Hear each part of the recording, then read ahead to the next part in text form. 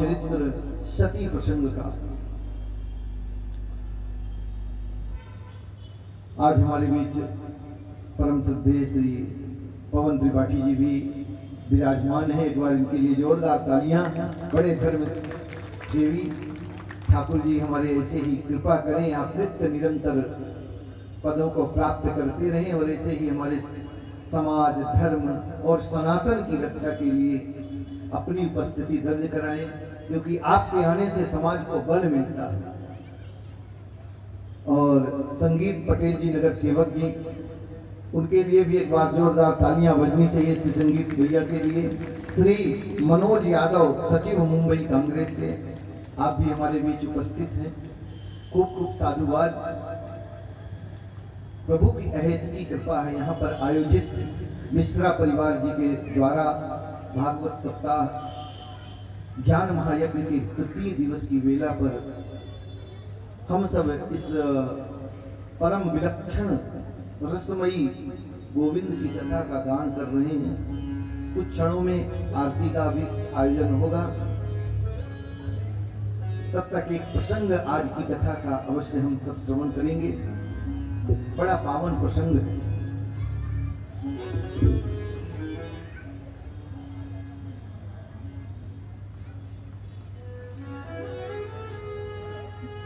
जय राधा माधव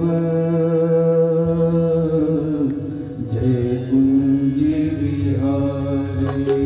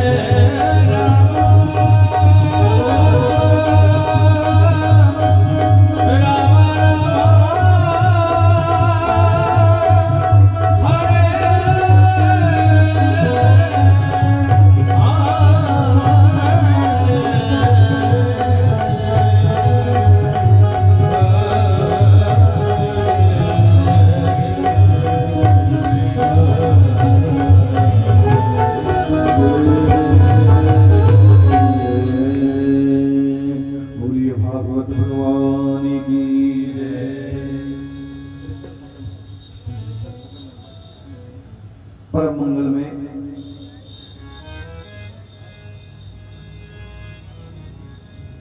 भागवत कथा अंतर्गत पावन चरित्र शिव चरित्र भगवान विदुर जी मैत्री मुनि से कहते हैं, मुझको आप सती चरित्र की कथा सुनाइए। यह पावन चरित्र एक बार ब्रह्मा के समस्त देव परिकर मिलके ब्रह्मा जी के पुत्र दक्ष को प्रजापति बनाए गए। पद दिया गया, ऊंचा पद। और को नहीं अस जन्मा जन्माही प्रभुता पाई ताही मद नाही।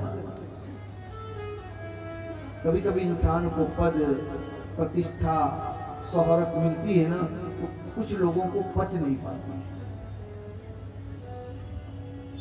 इसीलिए परमात्मा यदि हमको धन दौलत पद प्रतिष्ठा दे तो कभी अहंकार न करें। क्यों? क्योंकि यह कथा सती चरित्र की कथा हमको यही शिक्षा देती है कि कभी अपने आप में अहंकार न लाए, नहीं अन्यथा परमात्मा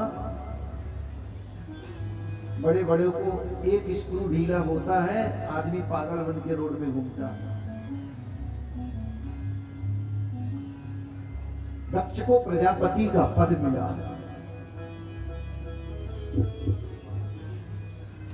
एक सभा बुलाई, सभा में ऊंचे स्थान पर दक्ष प्रजापति हैं, बैठ गए। सभी देवी देवता उस सभा में आए, सबने प्रणाम किया। भोले बाबा भी आए, परीक्षित, लेकिन महादेव बाबा ने मन में प्रणाम कर लिया, लेकिन हाथ जोड़कर प्रणाम नहीं किया। यह बात दक्ष को खटक गई। ये तो मेरा दामाद है, मेरी अपनी बेटी भी आई है और यही मेरे को सम्मान नहीं दे रहा। भाई सम्मान तो अपने पहले घर से प्रारंभ होता है, तब ना दूसरे करेंगे। अहंकार आ गया।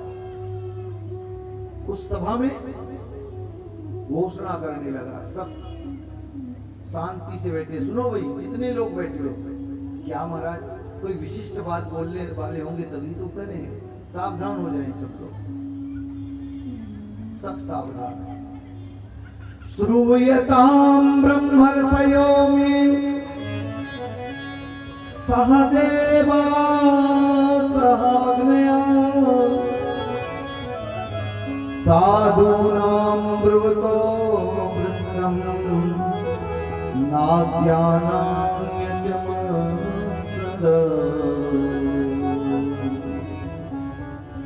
श्रूयतां, सुनो सुनो, क्या सुनाओगे? बोले विशिष्ट लोगों की सभा में विशिष्ट लोगों का ही आवागमन होना चाहिए। सब एक दूसरे की ओर देखने लगे, भैया यहाँ पर ऐसा कौन आ गया कि महाराज कह रहे हैं कि विशिष्ट लोगों की ही विशिष्ट लोगों का आगमन होना चाहिए। कौन है महाराज? यहाँ पर ऐसा सभा में कौन आ गया? बोले तुमको ये बंदर जैसी आंख वाली शंकर नहीं दिख रहा? ये क्या जाने मर्यादा क्या है, सभा का मान क्या होता है, बड़े का आतिथ्य कैसे किया जाता है। शमशान में रहने वाला, भूत प्रेतों का संग करने वाला है?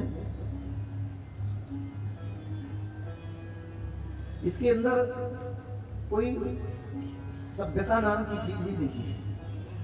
इतने बाणों के शब्द छोड़ने लगे दक्ष महाराज।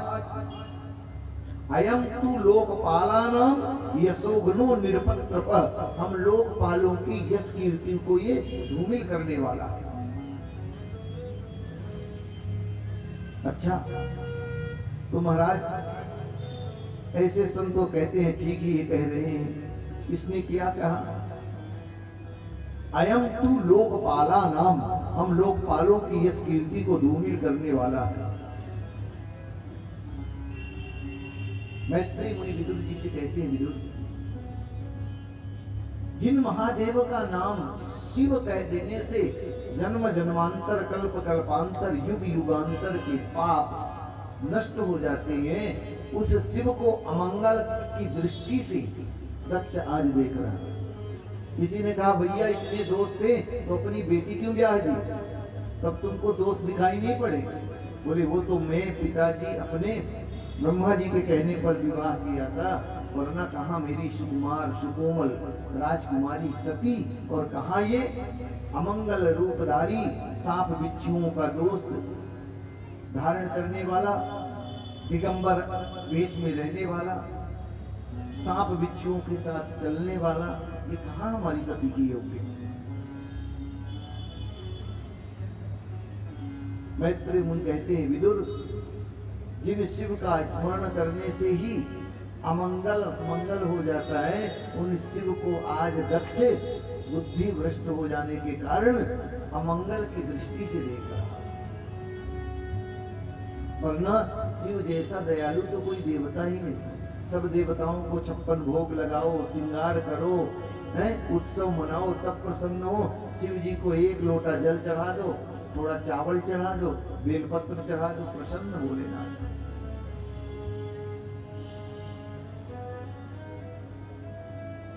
दक्ष ने कहा गृहीत्वा मृग सावाक्ष पाणिन मरकट लोचना, मैंने अपनी मृग लोचनी कन्या का विवाह इस मरकट, भगवान मैत्रेय मुनि कहते हैं पाणिर मरकट लोचना, मरकट बंदर को कहते हैं, ये बंदर जैसे दिखने वाला। बोले शिव का स्वरूप इतना सुंदर है, आज दक्ष को शिव में बंदर नजर आ रहा है।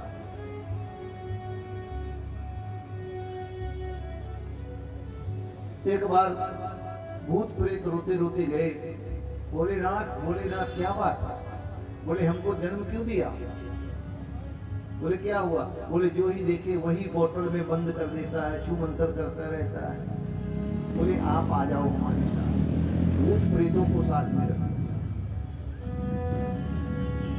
सांप बिच्छू दौड़े दौड़े गए, भोलेनाथ मुझको क्यों जन्म दिया था?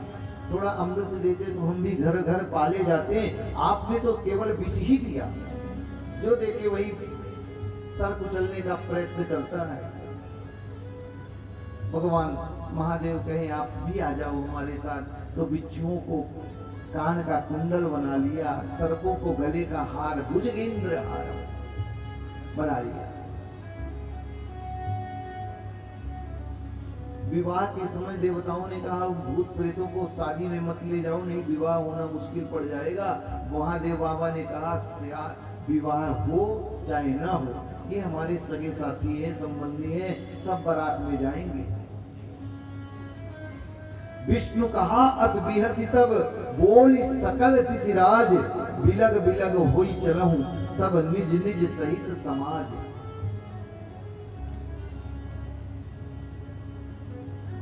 आज सुंदर महादेव का संसार में जो वस्तु किसी को प्रिय ना लगे वो शिव जी को चढ़ती है। धतूरा कोई खाना नहीं चाहता, भोलेनाथ कहे ले आओ, भांग धतूरा भोले बाबा को चढ़ता है। बेलपत्र कोई खाना नहीं चाहता, चढ़वाना नहीं चाहता, भोलेनाथ के चढ़ता है। आज दक्ष को दोष दिखाई पड़ा। उस सभा में सब देवता लोग हैं। नीति कहती है हरि हरि निंदा सुनहि जो गाना, होय पाप गौघात समान, होहि पाप गौघात समान। अब तो महाराज उस सभा में शिव जी की निंदा होने लगी, गाली गलौच होने लगा, श्राप होने लगा। नंदी इत्यादि गण बैठे रहे, उनसे सहा नहीं गया, मालिक की निंदा हो रही है। भगवान महादेव ने रोक दिया, नंदी शांत हो जाओ, ये ससुराल की गाली है, सुननी तो सबको पड़ती है। फर्क कितना है, कुछ लोग शादी के समय सुनते हैं, कुछ शादी के बाद सुनते हैं। अब हमारा विवाह हो गया है तो ससुराल की गाली हम सुन लेते हैं। श्राप सभा चालू हो गई, एक दूसरे को श्राप। शिव जी के भक्त आज के बाद पाखंडी हो जाएंगे, ब्राह्मण भिखमंगा हो गए, सर्व भक्षा द्विजा दया। इतनी भयंकर श्राप सभा। भोले बाबा को लगा अरे अरे राम राम, ये तो हम सभा में आए हैं, यहाँ तो एक दूसरे को श्राप देने की सभा चल रही है। सो भोलेनाथ चुपचाप उठे उस सभा से और अपने कैलाश पे आ गए परीक्षित। इधर देश बस दक्ष ने कनखल हरिद्वार की पावन भूमि पर गंगा के तट पर एक यज्ञ का आयोजन रखा, सबको बुलाया, लेकिन अपनी पुत्री सती को नहीं बुलाया। अब देवताओं को, पड़ोसी को तो मौका मिल जाए कि इनकी घर में कुछ खटपट चल रही है, तो पड़ोसी तो फिर उसमें महाराज पूछना ही क्या क्या योगदान देते हैं। सती महारानी को दक्ष ने नहीं बुलाया, तो देवता अपने अपने विमानों में बैठ के कैलाश के ऊपर से ही जा रहे हैं। सती महारानी को कुछ देवांगनाओं ने देखा, परीक्षित, अरे देवी, क्या तुमको पता नहीं तुम्हारे पिता महायज्ञ कर रहे हैं, तुम नहीं जाओगे? अब उन देवांगनाओं के माध्यम से जब सती को पता चला, बड़ी दुखी हुई, लेकिन उनके सामने प्रकट नहीं किया दुख। अरे देवियों, आप चलो, मैं कुछ काम घर का पटा के मैं भी आती हूँ। इधर भोले बाबा के पास गई और भोले बाबा के चरणों पर बैठ करके, आज माता सती भोले बाबा को कहती हैं, हे देव, आपको क्या पता है? क्या बात है देवी? वैसे माताओं की जब बात आएगी तो मेरे मायके, मेरे पिता के यहाँ ये बात होगी, लेकिन आज सती माता ने भाषा को परिवर्तित कर दिया। प्रजापतस्ते ससुरस्व सांप्रतम्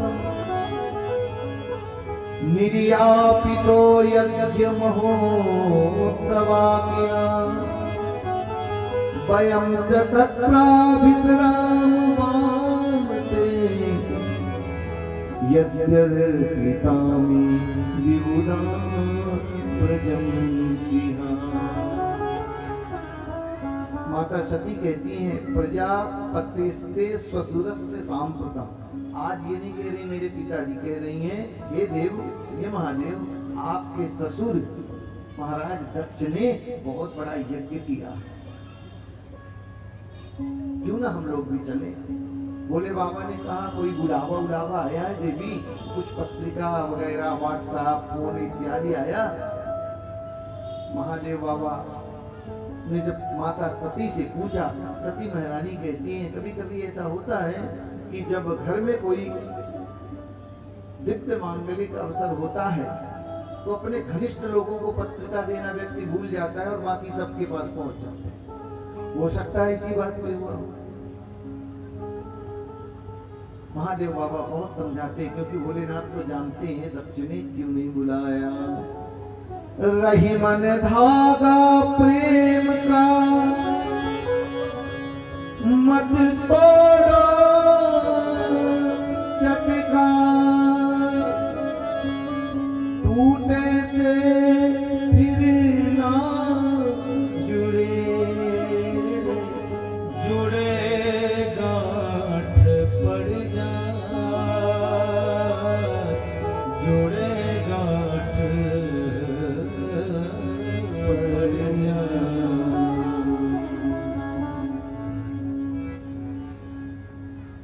संबंध में थोड़ा दूरियां रखनी चाहिए। क्यों? जहां घनिष्ठ संबंध हो वहां थोड़े फासले जरूर रखो। उससे क्यों, क्या होगा महाराज? बोले फासले रखने से ये होगा, ज्यादा नजदीक आएगी तो गुण दोष उसके दर्शन होने लगेंगे। जब गुण दोष दर्शन होने लगेंगे तो या तो दोष का दर्शन होगा, जब गुण दिखेंगे तो दोष भी दिखेगा, और दोष में कोई ना कोई ऐसी बात निकलेगी जो संबंधों में दरार उत्पन्न कर देगी। और एक बार दरार हो गई ना महाराज, एक बार रस्सी टूट जाती है तो उसमें कितना भी आप प्रयास कर लो, तनिक गांठ रहेगी। टूटे से फिर ना जुड़े, जुड़े गांठ पड़ जाए। संबंध एक बार टूटे नहीं और टूट गया तो फिर वो गांठ जिंदगी भर रही आती है। कितना भी प्रयास कर लो आप उन संबंधों को जोड़ने का, कहीं ना कहीं एक टीस बनी रहती है। आज माता सती अन्वय विनय करती है, महाराज हम 16 बहनें हैं। सती महारानी 16 बहनें थी, जाएंगी बहनों से मिलेंगी, आप चलो ना। और नीति कहती है, धर्म कहता है कि माता पिता के घर बिना बुलाए भी जा सकती हो। बोले बाबा कहें अवश्य जा सकती हो, परंतु देवी जब घर में माता पिता के कोई उत्सव, उस समय आप बिना बुलाए कभी भी मत जाओ। तो यज्ञ कर रहे हैं, पूजा पाठ है, धर्म है, कथा है, जिसमें तो बिना बुलाए भी इंसान को जाना चाहिए। बोले अवश्य देवी। बहुत समझाया, लेकिन सती महारानी आज जिद में है। बार बार अन्वय विनय माता सती करती हैं, लेकिन भोलेनाथ समझाते हैं। अंत में जब मां जान गए, होनी बहुत प्रबल है, विधि का विधान बहुत प्रबल है। मैं जानता हूं, मैं तो ससुर दक्ष के अपमान को सह गया, लेकिन सती महारानी नहीं सह पाई। सती महारानी के बार बार कहने पर भगवान भोलेनाथ बार बार समझाते हैं, देवी वहां उस घर में जहां जाने से तुमको प्रेम ना मिले, सम्मान ना मिले, मान ना मिले, उस जगह उस स्थान पे कदापि नहीं जाना चाहिए। आवत ही हर्ष नहीं, नैनन नहीं सने,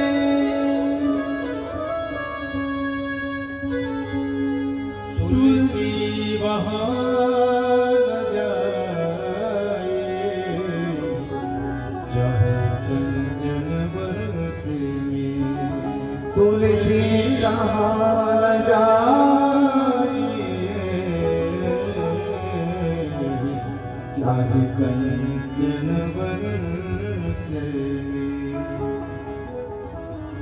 भोलेनाथ ने बहुत समझाया। देखो जी, किसी के पास आप जानते हैं ना, तो उनकी आंखें बता देती हैं आपके लिए सामने वाले के हृदय में कितना आदर है, कितना सम्मान है। नैनन नहीं सने, नैन बता देते हैं ये। भगवान समझ गए हैं आज सती महारानी मानने वाली नहीं है, वही है सोई जो राम रचि राखा। उन्हीं प्रबल है। माता सती के साथ अपने कुछ गणों को भेज दिया। माता सती जाती हैं दक्ष के कनखल में, हरिद्वार की पावन भूमि में, और वहां पर जैसे ही बहनों ने देखा तो आज जो सगी बहनें भी हैं अनदेखा कर दी हैं। सादर भरे ही मेरी एक माता, सादर भले ही मेरी एक माता, सादर भरे ही मेरी एक माता, सादर भले ही मेरी एक माता, सादर भरे ही मेरी एक माता, सादर भले ही मेरी एक माता। भगनी मिलिया बहुत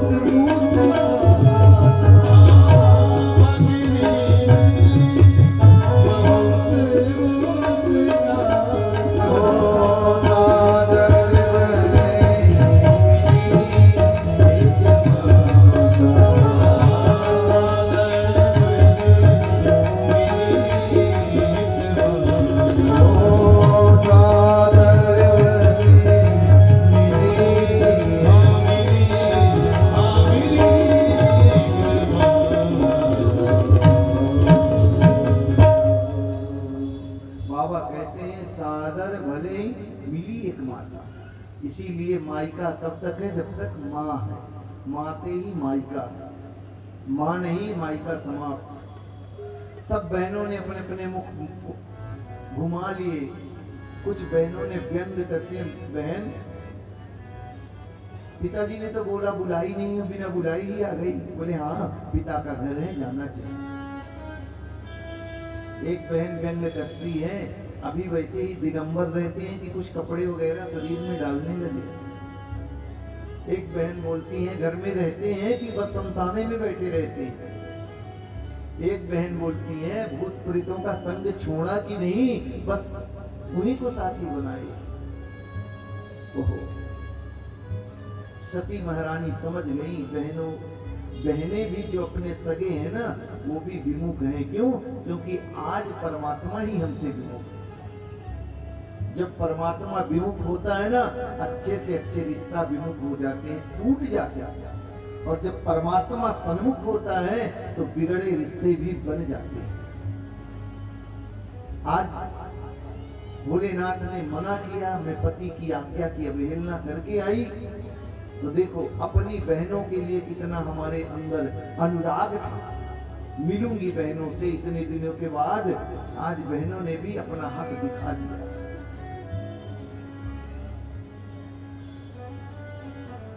पिता ने देख करके अनदेखा कर दिया। एक माँ ही थी जिसने गले लगाया, जलपान कराया, बैठाई, सती कैसी है? और हमारे दामाद जी बढ़िया है ना, स्वस्थ है ना, सब कुशल मंगल? बेटी तू अच्छा हुआ आ गई, ना आती तो मेरा मन तुझ में ही रखा रहता। सब बेटियां आ गई और मेरी सती नहीं आई। बेटी लेकिन माता सती जो है क्रोध की अग्नि से जल रही थी। क्यों? क्योंकि वहां पर यज्ञशाला के अंदर सब छोटे मोटे देवताओं को हक दिया गया, लेकिन भोलेनाथ को कोई स्थान नहीं दिया गया। यज्ञशाला में चारों तरफ दृष्टि डालती हैं। मैत्रेय मुनि विदुर जी को कहते हैं, विदुर आज लग रहा है सारे संसार को मां सती दग्ध कर दी। उनकी नेत्रों से इतनी भयंकर ज्वाला जल रही है कि सब कुछ जल जाएगा, प्रलय आ जाएगा। और जाकर के उस सभा में अपने आप को कोसने लगती है। अरे ओ दक्ष, आज मुझको लज्जा आ रही है कि मैं दक्ष की पुत्री क्यों बनी, शिवद्रोही के घर क्यों जन्म ली। जब मैं जाऊंगी मेरे भोलेनाथ कहेंगे आओ दक्ष कुमारी, तो मैं क्या बोलूंगी कि मैं आपके द्रोही परम शत्रु शिव दक्ष की पुत्री हूं। अब मैं इस शरीर को धारण नहीं करूंगी, तुम्हारे द्वारा प्राप्त शरीर मैं नष्ट कर दूंगी। अतस्तवोत्पन्नमिदं कलेवरं न धारयिष्ये सिद्धकण्ठकरहिणं जगदस्य मोहात् विशुद्ध्यमन्तो जुगुप्सतस्योदरणं प्रचक्षते। अस कही जोग यागिनी तनुजा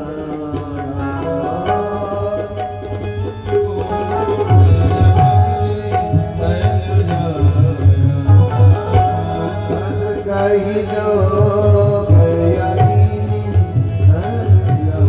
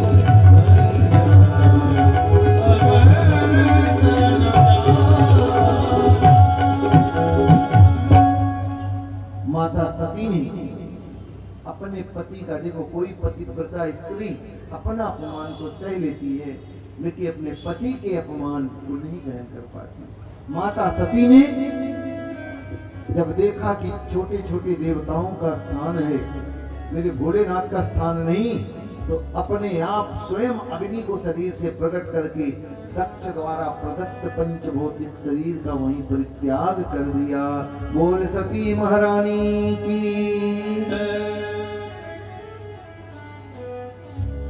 अब तो यज्ञशाला में हाहाकार पड़ गया। भोलेनाथ को गणों के द्वारा पता चला कि सती ने अपने प्राणों का परित्याग कर दिया है। तो क्रोध में आकर के अपनी जटाओं से एक बाल निकालकर जमीन में पटका। भयंकर विकराल वीरभद्र नाम का गण प्रकट हो गया। आज्ञा करिए महाराज, क्या करना है? बोले जाओ, वो वीर देवद्रम, हे वीरभद्र, तेरा से नाम वीरभद्र पड़ेगा। जा, तू दक्ष को यज्ञ के सहित नष्ट कर दे।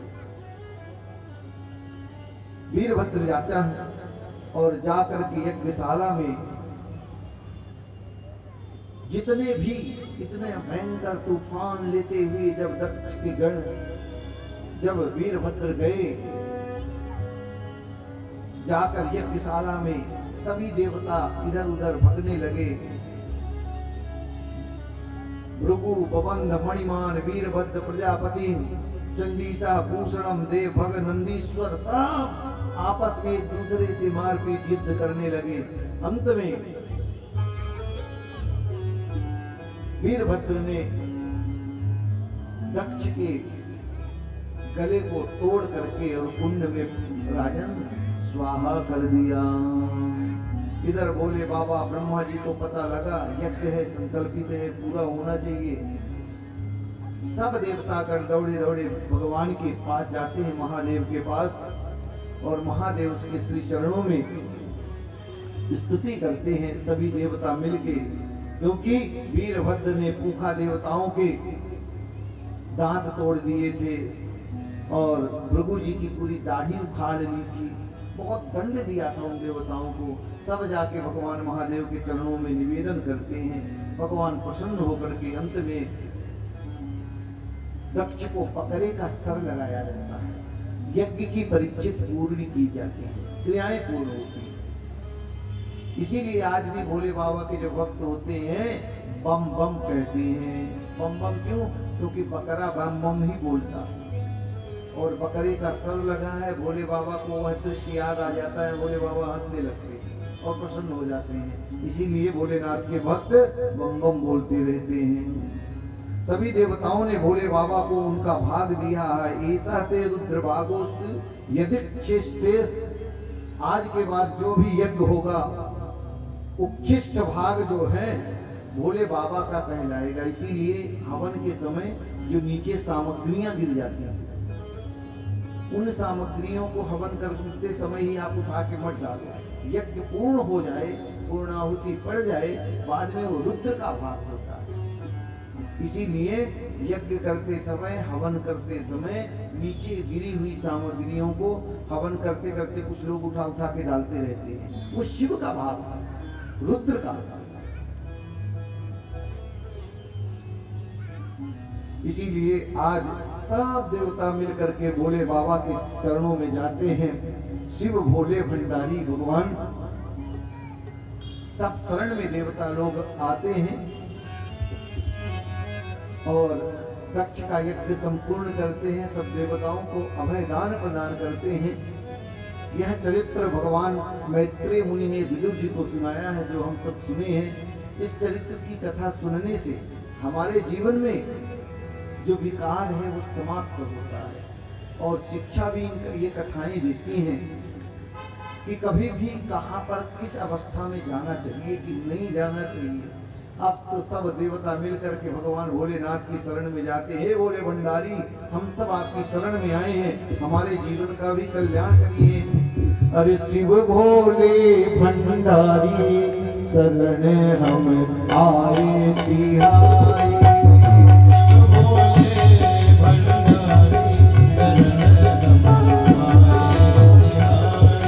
शिव भोले भंडारी शरण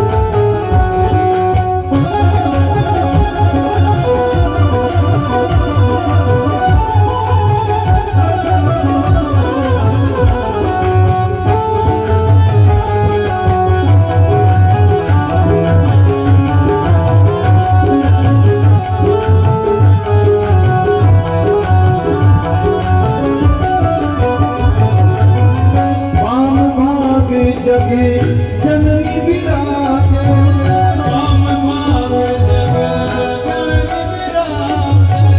वाम भागे जगे जननी विराजे वाम भागे जगे वाम भागे जगे जननी विराजे वाम भागे जगे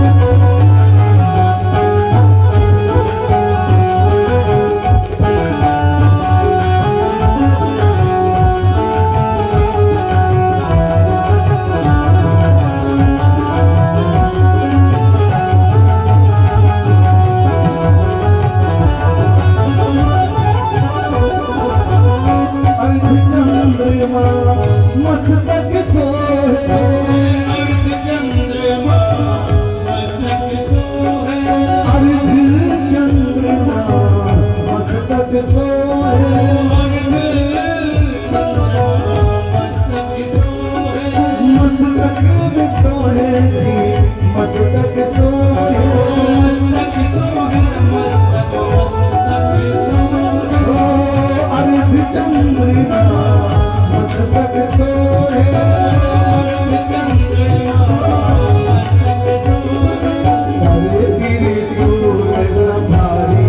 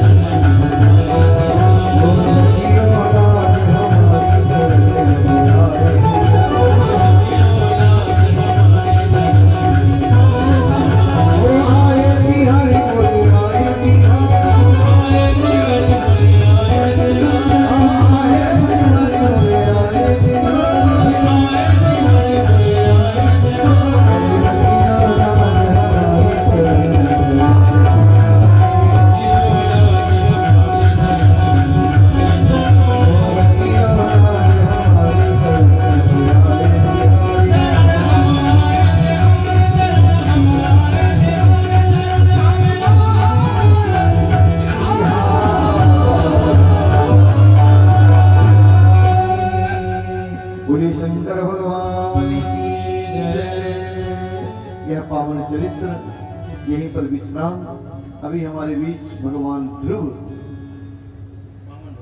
वामन भगवान की झांकी बनी है और वामन भगवान का दर्शन करेंगे। कथा कल सुनाएंगे। कल यहाँ पर भगवान चतुर्थी कृष्ण जन्मनी कृष्ण उत्सव मनाया जाएगा। भगवान कृष्ण का जन्मोत्सव। आप सब आइए और भगवान के इस उत्सव में उपस्थिति दर्ज करा करके अपने जीवन को कृतार्थ करेंगे। अभी हम झांकी में भगवान वामन जी का दर्शन करेंगे। तेरे द्वार खड़ा भगवान भगत भर दे रे झोली। तेरे द्वार खड़ा